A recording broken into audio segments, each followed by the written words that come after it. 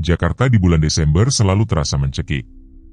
Bagi Rio, Dika, Maya, dan Tiara, hiruk-pikuk pekerjaan dan kemacetan yang tak berujung telah menguras kewarasan mereka. Liburan akhir tahun bukan lagi keinginan, melainkan kebutuhan. Rio, yang selalu menjadi perencana di kelompok mereka, menghabiskan malam-malamnya di depan laptop, mencari pelarian yang sempurna. Hingga ia menemukannya. Sebuah villa di sebuah desa terpencil di Jawa Barat, di lereng Gunung Salak yang jarang terjamah. Namanya, Gria Asri. Di foto-foto aplikasinya, villa itu tampak anggun dengan gaya kolonial Belanda, jendela-jendela besar, dan halaman yang dipenuhi pohon pinus yang berkabut. Harganya sangat murah. Hampir tidak masuk akal untuk bangunan seluas itu di malam tahun baru. Mungkin karena aksesnya susah, gumam Rio saat itu. Ia tidak menghiraukan peringatan kecil di kolom ulasan yang hanya berisi 1 bintang dengan tulisan, "Jangan datang jika kalian hanya berempat." Perjalanan dimulai dengan tawa. Mobil SUV Dika penuh dengan camilan, alat pancing, dan harapan akan ketenangan. Namun, saat mereka keluar dari jalan tol dan masuk ke jalan kabupaten yang mulai rusak, suasana perlahan berubah. Aspal berganti dengan batu koral, dan lampu jalan menghilang, digantikan oleh kegelapan hutan yang pekat. Mobil mereka sempat terhenti di sebuah jembatan kayu tua. Di sana, seorang penduduk lokal sedang berdiri diam di pinggir jalan, memegang sebuah lampu senter yang redup. Saat Dika membuka kaca jendela untuk bertanya arah, pria itu hanya menatap mereka dengan tatapan kosong. "Gria Asri?" tanya pria itu dengan suara berat. "Kalian yakin ingin ke sana? Tanah di sana sudah lama tidak menerima tamu yang bernapas." Dika tertawa paksa, menganggap itu hanya banyolan orang desa untuk menakuti orang kota. Ia memacu mobilnya kembali, menembus kabut yang semakin tebal, hingga mereka tiba di depan sebuah gerbang besi raksasa yang sudah berkarat. Di balik gerbang itulah, Villa Gria Asri berdiri, diam, dingin, dan seolah sedang menunggu. Gerbang itu terbuka dengan suara derit besi yang menyayat telinga, seolah-olah besi-besi itu memprotes kehadiran mereka. Sesaat setelah mobil masuk ke halaman, kabut yang tadi berada di luar seolah-olah ikut masuk dan mengunci pandangan mereka ke arah jalan pulang. Seorang pria tua muncul dari balik bayangan pohon pinus. Namanya Pak Maman. Ia mengenakan batik usang yang warnanya sudah pudar dan sarung yang disampirkan di bahu. Jalannya pincang, menyeret kaki kanannya di atas kerikil. Suara seretan kaki itu adalah suara pertama yang menyambut mereka di Gria Asri. "Sudah lama tidak ada yang menyewa tempat ini," kata Pak Maman tanpa ekspresi. Matanya tidak pernah benar-benar menatap mata Rio, melainkan selalu melirik ke arah bahu atau belakang kepala Rio, seolah ada orang kelima yang berdiri di sana. Pak Maman membawa mereka masuk. Villa itu sangat luas. Bau kayu jati yang lembab dan aroma melati yang samar menyengat hidung. Lantai kayunya berderit setiap kali dipijak, menciptakan gema yang aneh di langit-langit setinggi 5 meter. Pak Maman memberikan kunci besi berukuran besar kepada Rio. Dapur ada di belakang. Kamar utama ada di atas. Jangan pernah membuka pintu kecil di bawah tangga, dan satu hal lagi. Pak Maman berhenti sejenak di ambang pintu luar. Apapun yang kalian dengar di dinding malam nanti, anggap saja itu suara angin. Jangan menjawab, jangan memanggil. Maya, yang memiliki perasaan paling peka, mulai merasa sesak. Ia melihat ke arah tangga besar di tengah ruangan. Di sana, sebuah cermin raksasa dengan bingkai emas kusam memantulkan bayangan mereka. Namun di dalam cermin, Maya merasa bayangan mereka tidak bergerak serentak dengan aslinya. Ada jeda 1 detik yang mengerikan. "Tempat ini aneh, Yo," bisik Maya. Tapi Rio hanya menenangkan, "Ini cuma villa tua, Mei. Estetik. Kita di sini buat santai." Malam pertama pun jatuh. Mereka memutuskan untuk makan malam di meja makan jati yang sangat panjang. Di tengah makan, Dika yang biasanya cerewet tiba-tiba diam. Ia menatap ke arah jendela besar yang menghadap ke hutan pinus. "Barusan ada yang mengetuk jendela," kata Dika pelan. Masalahnya, posisi jendela itu berada di lantai 2, 3 meter dari permukaan tanah. Tidak mungkin ada orang yang bisa mengetuk dari luar kecuali mereka sedang terbang atau merayap di dinding. Ketegangan mulai merambat naik seperti embun dingin. Setelah makan malam yang canggung, mereka memutuskan untuk berkeliling villa untuk mengalihkan rasa takut. Di koridor lantai 2, terdapat deretan lukisan dan foto keluarga pemilik villa dari masa kolonial. Tiara, yang menyukai sejarah, mendekati salah satu foto keluarga.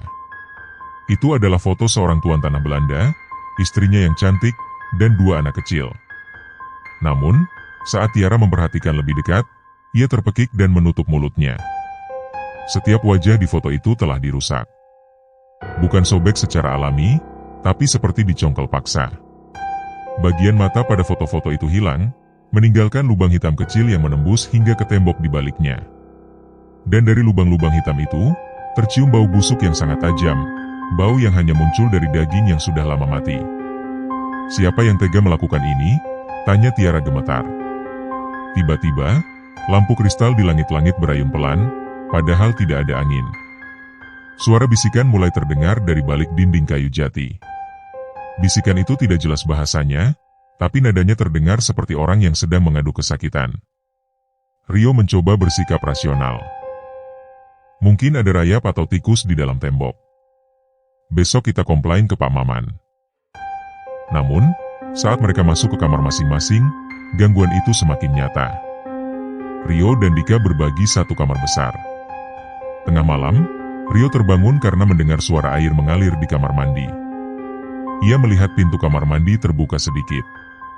Di dalam sana, di bawah cahaya lampu yang berkedip, ia melihat sosok siluet seseorang sedang berdiri membelakanginya, seolah sedang mencuci muka. Dika, lo ngapain? Tanya Rio sambil mengucek mata. Tidak ada jawaban. Sosok itu perlahan-lahan memutar tubuhnya. Namun, itu bukan Dika. Sosok itu mengenakan pakaian pelayan kuno yang sudah sobek-sobek. Dan saat sosok itu menoleh sepenuhnya, Rio melihat wajah yang persis seperti di foto tadi. Wajah tanpa mata. Hanya ada lubang hitam pekat yang mengeluarkan cairan merah kental. Rio ingin berteriak, tapi suaranya tercekat di tenggorokan. Detik berikutnya, lampu mati total. Saat Rio menyalakan senter HP-nya, kamar mandi itu kosong. Kering. Tidak ada bekas air sama sekali.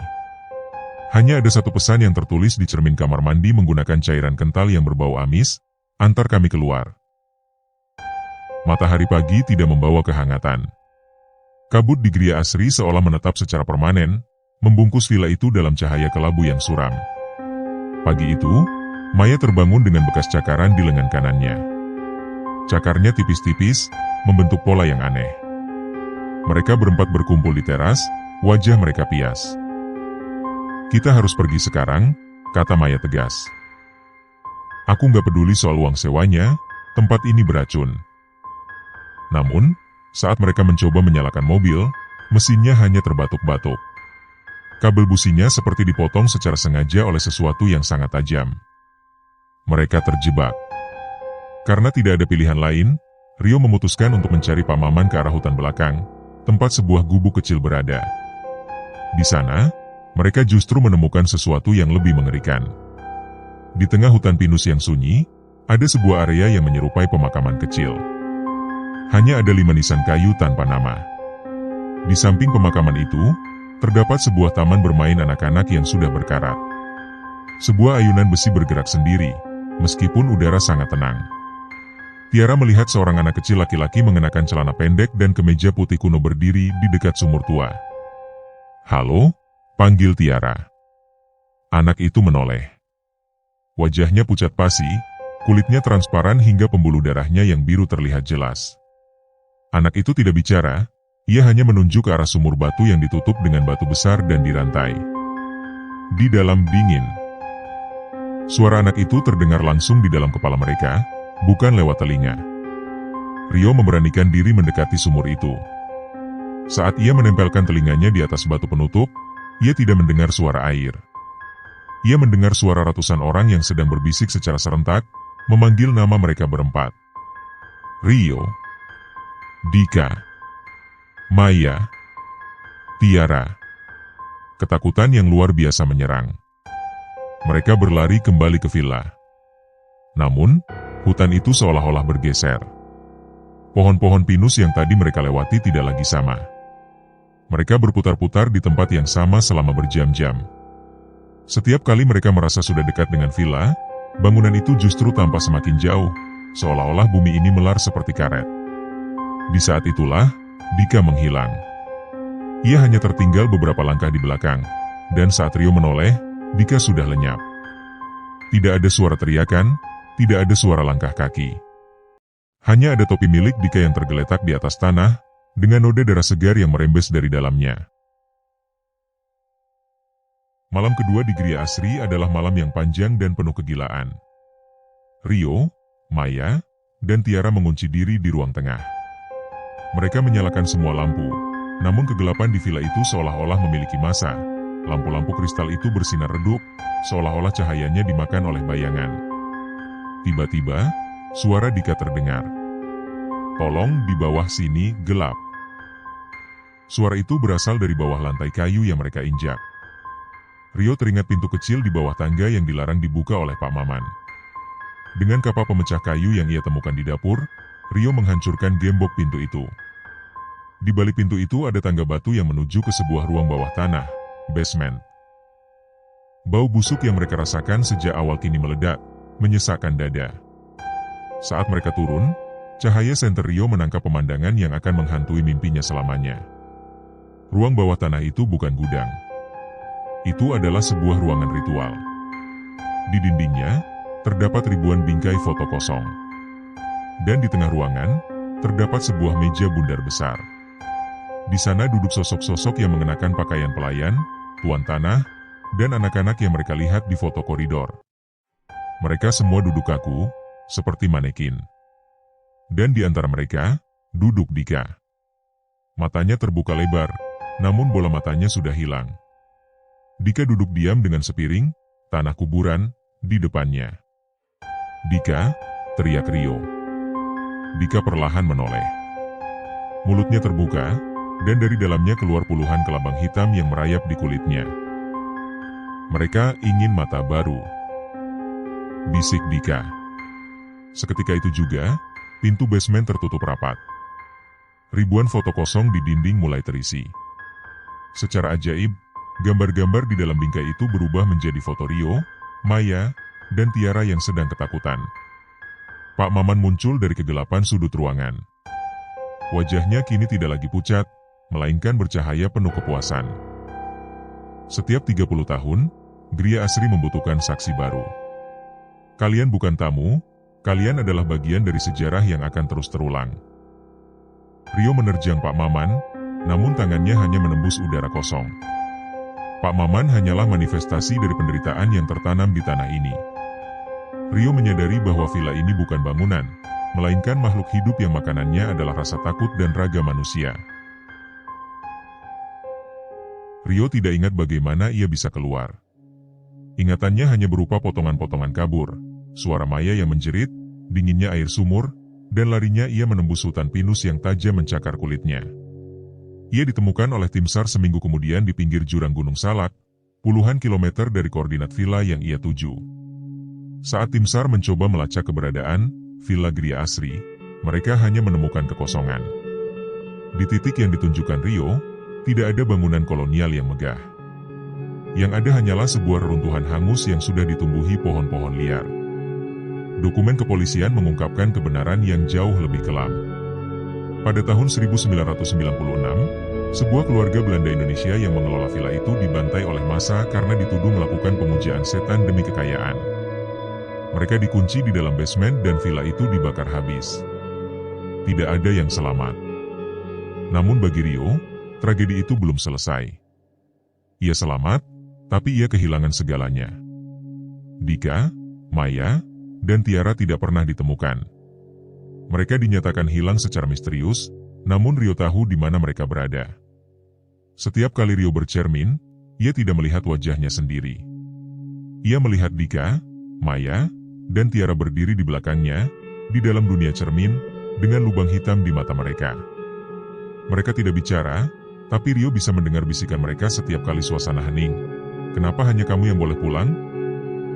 Hingga hari ini, Gria Asri masih muncul di berbagai aplikasi sewa villa dengan nama dan foto yang berbeda-beda. Ia akan muncul saat kalian merasa sangat lelah dan butuh pelarian. Ia akan menawarkan harga yang murah dan pemandangan yang asri. Jadi, jika kalian menemukan sebuah iklan villa mewah yang harganya terlalu bagus untuk jadi kenyataan, periksalah ulasannya. Jika ada satu bintang yang memperingatkan agar tidak datang berempat, mungkin itu adalah pesan dari Rio. Sebab di Gria Asri, tidak ada liburan yang benar-benar berakhir. Kalian akan tinggal di sana selamanya, menjadi wajah tanpa mata di koridor yang tak pernah berujung. Menjadi saksi mistis berikutnya, di bawah bayang-bayang pohon pinus yang tak pernah berhenti berbisik.